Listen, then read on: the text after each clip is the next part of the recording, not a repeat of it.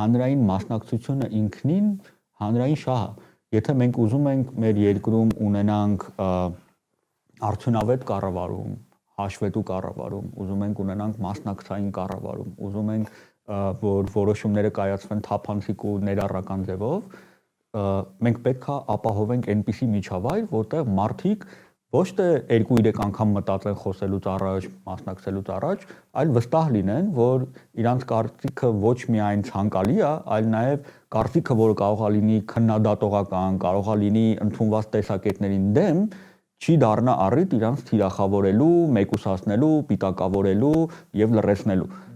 Իսկ դրա համար պետք է այդ բարենպաստ միջավայրը ձևավորվի ու քոնը շատ այդ օրենսդրական մեխանիզմները ինձ թվում է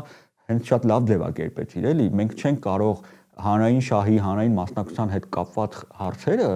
դիտարկենք այլ ինչ-որ ձրպարտության կամ այլ դեպքերի նման, որովհետև պետք է դատարանը կարողանա ֆիլտրի այս դեպքը սպეციფიկ է, այս դեպքը ուրիշ է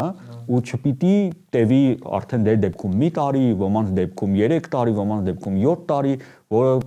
մեծ հաշվով մարդուն գցում է այնպիսի process-ների մեջ, որ այլևս դու էլ էիր ասում, բայց քեզ պետք էր, դա անել։ Իսկ պետք է ստեղծվեն այդ պաշտպանող մեխանիզմները, որովհետև մեր բոլորի համար է կարևոր, որ քո նման մարդիկ, ովքեր որ տեսնում են ինչ-որ խնդիրներ, իրանց կաշկանդված չզգան այդ խնդիրների մասին բարձրաձայնել, որովհետև ի վերջո բարձրաձայնելուց հետո էլ սկսվում է բանավեճը։ Եթե մենք ժողովրդավարական երկիր ենք, մենք պետք է այդ բանավեճի տարածքը ապահովենք։ Այդտեղ պնդումը այն չի, որ մարդ ով որ ինչ-որ խնդիր է բարձրաձայնում, ինքը միանշանակ ճիշտ է։ Մարդ իր տեսանկյունից, իր փորձից, իր պատկերացումներից ելնելով այդ հարցը բարձրաձայնում է։ Այստեղ պետք է լինի ապահով ազատ միջավայր այդ ժողովրդավարական բանավեճի համար։ Իսկ այն ինչ-որ տեղի ունենում այս հանրային մասնակցության դեմ հայցերով, մեծ հաշվով սահմանափակում այդ բանավեճի տարածքը ու թույլ չի տալիս ազատ քաղաքացիական մասնակցությունը։